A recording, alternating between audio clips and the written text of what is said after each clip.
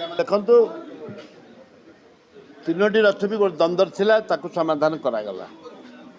ମହିଳା ରଥଟା ଗଲାଥର ମାଆଙ୍କୁ ଯେତେବେଳେ ମହିଳାମାନେ ନେଉଥିଲେ ସେତେବେଳେ ମହିଳାମାନେ ପଡ଼ିଗଲେ, ତା ସହିତ ମାଆ ବି ଆଉଜି ଗଲେ। ମାଆଙ୍କୁ ତ ପଡ଼ିଲା ବୋଲି କୁହା ହୁଏନି, ସେ ଆଉଜି ଗଲେ। ଆମେ ତାଙ୍କୁ ଦାୟିତ୍ୱ ଦେବା, ରଥ ଟାଣିବା ପାଇଁ ଦାୟିତ୍ୱ ଦେବା। ମହିଳାମାନେ ରଥ ଟାଣନ୍ତୁ, ଆମର କିଛି କହିବାର ନାହିଁ। କିନ୍ତୁ ଯେଉଁ ପହଣ୍ଡି ସମୟରେ ଯେଉଁଟା ହେଉଛି, ଏଇଟା ଗୋଟେ ବିଚିତ୍ର ପ୍ରକାର ଅସୁବିଧା ହେଉଛି। ସେଥିପାଇଁ ମହିଳାମାନଙ୍କୁ ଆମେ ସ୍ୱାଗତ କରୁଛୁ, ଧନ୍ୟବାଦ ଦେଉଛୁ, ଯାହାଦ୍ୱାରା କି ଆପଣମାନେ ସମସ୍ତେ ସହଯୋଗ କରିଛନ୍ତି। ହାଉସ୍ରେ ସମସ୍ତେ କହିଲେ ନାହିଁ ମହିଳାମାନେ ପହଣ୍ଡି କରିବା ଦ୍ୱାରା ଅସୁବିଧା ହେଉଛି ବହୁତ। ଦେଖନ୍ତୁ, ମୁଁ ତ ମନା କରୁନି, ମିଟିଂରେ ମୁଁ ତ ବସିଥିଲି, ମୁଁ ତ ମନା କରୁନି। ମୁଁ ଆହୁରି ବୋଲିନି, ଡାଉକୁ କଥା ସେମାନେ କରନ୍ତୁ ବୋଲି କହିଥିଲି। ସେଇଟା ବିଚାରକୁ ନିଆଯାଇଛି, ମୁଁ ଆଲୋଚନା କରିଛି। ସେମାନେ ବି ମୋତେ ଫୋନ୍ କରିଥିଲେ, ମୋ ମିସେସ୍କୁ ଫୋନ୍ କରିଥିଲେ, ମୁଁ ଆଲୋଚନା କରିଛି।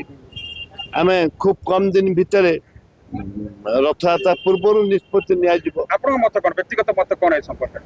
ବ୍ୟକ୍ତିଗତ ଲୋକଙ୍କ ମତ ମୋର ମତ, ବ୍ୟକ୍ତିଗତ ମୋର ମତ ନାହିଁ। ଠାକୁର ମାନେ ଢଳିଗଲେ ପହଣ୍ଡି ସମୟରେ କିଛି ଅଘଟଣ ଘଟିଲା, ଢଳି ଯାଇଥିଲେ ତ, ସତ୍ୟ ଢଳି ଯାଇଥିଲେ ତ, ଏ ତ ମିଥ୍ୟା ନୁହେଁ, ମିଥ୍ୟା ନୁହେଁ। ଆପଣ ଏ ପ୍ରଶ୍ନ ପଚାର ଉଦ୍ଦେଶ୍ୟ କ'ଣ?